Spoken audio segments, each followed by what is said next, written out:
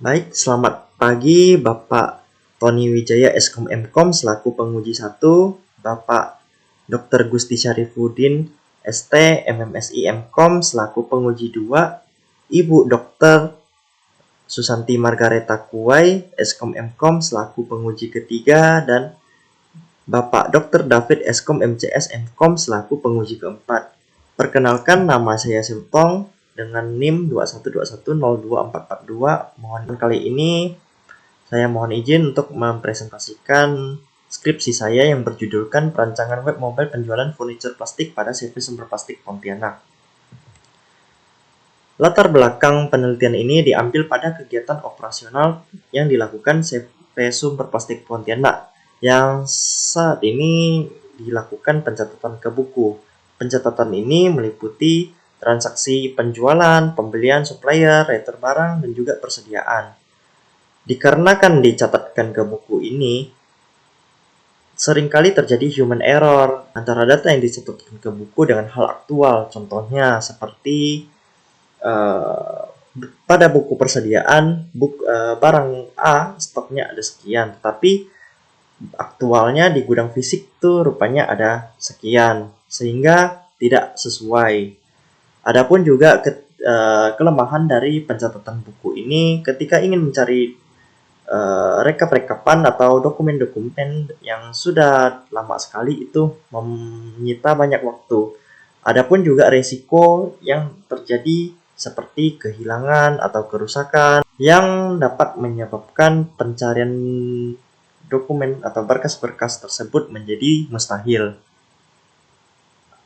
Ada juga permasalahan seperti pada proses retur itu kepala gudang tidak mengacu pada nota penjualan, karena ketika mau mencek kembali nota-nota penjualan yang sudah lama itu biasanya notanya sudah dibuang atau sudah hilang, sehingga kepala gudang dan pemilik usaha biasanya memang sepakat untuk menerima barang returan dari pelanggan yang memang sudah langganan lama.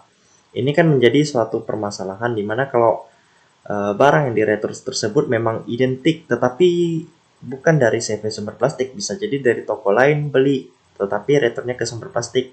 Nanti admin keuangan kan mengembalikan uang returan tersebut kepada pembeli yang melakukan retur, dan ini mengakibatkan kerugian dari perusahaan. Adapun juga seperti yang saya sampaikan tadi, di mana pencatatan stok yang tidak akurat ini mengakibatkan juga ketika pemilik usaha ingin melakukan stok ulang produk, juga harus meminta periksa ulang kembali ke stok gudang, karena bisa jadi di stok persediaan itu dicatatnya memang sudah kosong, tetapi di gudang rupanya ada disortir gitu.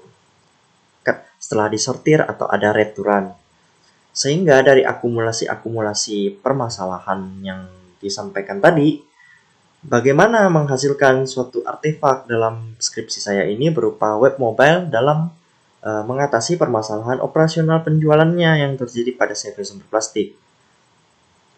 Nah, untuk memudahkan penelitian, ada pun batasan yang diterapkan seperti web mobile atau artefak yang dirancang nantinya itu hanya berfokus pada pengelolaan data produk, transaksi penjualan, retur barang, serta pengelolaan stok dan laporan saja.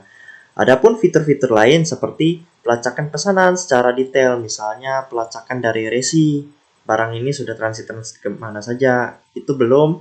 Kemudian ada keamanan tingkat lanjut dan prediksi stok menggunakan ROP dan EOQ, itu tidak dijadikan pembahasan atau tidak diterapkan. Sehingga ruang lingkup penelitian berikut ini tujuannya untuk merancang sebuah web mobile penjualan bagi CV Sumber Plastik dalam memudahkan kegiatan operasionalnya. Adapun metode penelitian yang dipakai itu DSRM, dikarenakan tahapan-tahapannya ini sangat mendorong untuk membangun suatu artefak dalam menyelesaikan suatu permasalahan. Ada juga third party yang dipakai seperti Mitrans, Raja Ongkir, dan WhatsApp Bot yang dipakai dalam memudahkan pembayaran, hitung ongkir, dan untuk memberikan notifikasi secara berturut-turut. Database yang digunakan itu MySQL, dikarenakan mudah diaplikasikan serta gratis. Web mobile penjualan yang dirancang ini dibagi menjadi dua. Ada sisi untuk pelanggan, di mana pelanggan dapat melakukan browsing produk, pembelian, dan fitur-fitur untuk pembeli pada umumnya. Serta di sisi admin atau pemilik dapat melakukan pengelolaan pesanan, produk, dan berbagai fitur audit untuk keperluan internal lainnya. Masuk ke struktur organisasi perusahaan, di mana yang tertinggi di sini tentunya pemilik usaha. Di bawahnya ada manajer yang langsung mengelola kepala gudang, staf gudang, admin, serta para sales. Masuk ke tata laksana sistem berjalan, di sini penulis mengambil beberapa contoh. Yang pertama ada pelayanan pengunjung, di mana letak permasalahan di sini yaitu ketika pengunjung ingin melakukan pembelian sehingga mengonfirmasi dulu kepada admin penjualan. Nah, admin penjualan yang mulai merasa ragu dengan stok persediaannya menghubungi ke staf gudang untuk diminta periksakan. Dan ini lumayan memakan waktu karena barang-barang yang diminta periksa bisa saja terpencar ke 2 atau 3 gudang. Sehingga ketika dilaporkan kembali, itu sangat memakan waktu banyak bagi admin penjualan untuk membuka nota. Adapun juga misalnya ketika admin penjualan sudah yakin dengan stoknya, tetapi ketika setelah selesai buka nota dan pembeli siap mengambil barangnya, rupanya stok di gudangnya itu tidak cukup. Lanjut ke pemesanan dari pembeli melalui sales. Di sini biasanya pembeli menghubungi sales untuk melakukan pemesanan. Sales mengkonfirmasi atas pesanan-pesanan tersebut dan memberikan listnya kepada admin penjualan untuk dibukakan nota. Nah, ketika admin penjualan telah membukakan nota dan memberikan nota tersebut kepada kepala gudang, ketika ingin memuat barang, kepala gudang menyampaikan ke admin penjualan bahwa barang yang dimintakan ini tidak cukup. Apakah boleh ganti dengan barang lain yang harganya sama, atau ada melakukan perubahan nota, sehingga admin penjualan ini pun juga mengkonfirmasi kembali kepada sales dan sales mengkonfirmasi kembali kepada pembelinya, sehingga barangnya itu tidak terantar-antar jadinya atau menghabiskan ATK saja karena harus memprint ulang kembali. Nah, untuk retur barang ini seperti penulis sampaikan sebelumnya, di mana kepala gudang main menerima saja barang-barang diretur dari pelanggan lama. Dikarenakan ketika biasanya mau mencari kembali nota penjualannya itu sudah tidak ada. Karena kan memang pelanggan ini memang sudah langganan lama, sehingga diterima saja. Namun kan barang-barang yang diretur itu bisa saja barang identik yang dibeli dari toko lain. Nah, jika admin keuangan memberikan kembalian atas uang retur tersebut kepada pembeli, maka tentunya ini merugikan ke pihak perusahaan. Adapun juga permasalahan pada pengecekan stok, di mana seharusnya tahap ini tidak perlu dilakukan. Tahap yang dimaksud penulis ini adalah di mana seluruh kegiatan operasional CV Sumber Plastik ini, contohnya operasional penjualannya itu dihentikan biasanya dalam rentang waktu 1-3 hari agar admin penjualan dapat menyalin stok persediaan ke kartu stok. Nanti dari kartu stok ini diberikan kepada kepala gudang untuk diminta diperiksakan apakah jumlahnya ini sudah sesuai. Jika ada yang berbeda, maka dilakukan perubahan stok atau opname. Yang tentunya ini kan mengurangi pendapatan dari CV Sumber Plastik selama beberapa hari.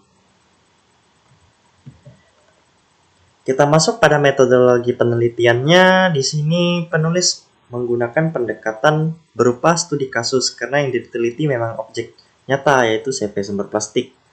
Adapun juga metode penelitian yang sudah disampaikan tadi, yaitu design research dengan tahapan-tahapan yang sangat mendukung untuk merancang suatu artefak dalam memberikan solusi atas permasalahan nyata. Untuk analisis dan perancangannya sendiri dipakaikan extreme programming untuk memudahkan memberikan fleksibilitas dan adaptif terhadap kebutuhan revisi dari pihak Sumber Plastik. Nah, untuk pengumpulan datanya sendiri ada data primer yang didapatkan melalui observasi ataupun wawancara di tempat objek, serta data sekunder mulai dari studi pustaka dan melihat-lihat ke marketplace online lainnya. Teknik pengumpulan data yang dipakai adapun observasi, wawancara, dan studi pustaka. Dan untuk pengujiannya nanti dipakaikan white box testing dengan basis sifat cyclomatic complexity. Untuk arsitektur sistemnya, di sini ada 3 layer, ada front end, back end, dan juga third party. Untuk front end-nya, pengguna dapat mengakses web mobile melalui berbagai macam perangkat, misal dari handphone, komputer, tab, dan berbagai macam lainnya. Web mobile ini juga multi-platform, dapat dipakai kemana saja, misalnya Windows, Android, iOS, dan mendukung penggunaan di berbagai browser yang ternama contohnya seperti Google, Firefox, Safari, Brave, Edge. Adapun teknologi-teknologi yang dipakai dalam mempercantik antarmukanya yaitu React, Vite, Tailwind, TypeScript, dan juga SwiftCN. Nah, frontend ini terhubung dengan backend, di mana backend ini dirancang menggunakan Express.js sebagai frameworknya. Adapun juga Node.js sebagai environment-nya. HDSQL ini kurang lebih sama seperti PHP-MyAdmin untuk melihat-lihat tabel-tabel di database. Laragon ini juga seperti SAM. Dan A-Panel ini untuk membantu memudahkan mengupload file frontend backend ke VPS-nya. Database-nya dipakaikan MySQL dan untuk hostingnya sendiri ada dipakai Sumopod. Third party-nya ada pakai Mitrans, Raja Ongkir, dan WhatsApp API dalam memudahkan pembayaran, kalkulasi ongkir, serta notifikasi. Berikutnya ada metode pengujian yang dipakai di sini cyclomatic complexity. Fungsinya di sini untuk menjamin bahwa logikanya itu benar dan tidak cacat.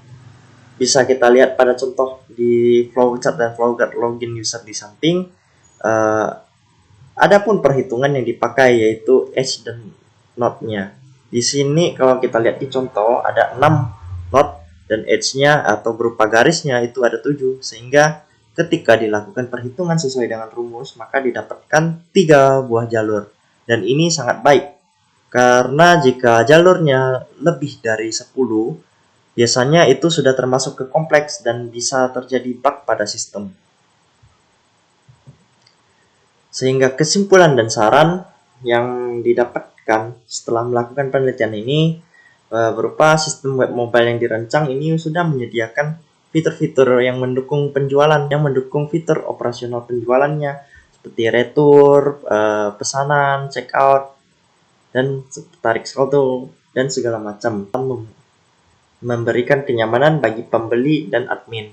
Juga saran untuk pengembangan selanjutnya itu diharapkan bisa menambahkan subsistem pembelian dan pengendalian persediaannya. Tambahkan lagi pada fitur ekspedisinya, ini seharusnya bisa ditampilkan lebih detail barangnya sudah transit di mana, dan untuk keamanannya kan saat ini berfokus pada verifikasi pengguna dan pembayaran saja, sehingga untuk aspek yang lainnya keamanannya bisa ditingkatkan lagi. Sekian presentasi dari penulis. Apabila ada kata-kata yang tidak berkenan mohon dimaafkan. Terima kasih telah meluangkan waktu untuk mendengarkan video presentasi berikut. Saya Xiaotong, mohon izin untuk mengakhiri presentasi berikut.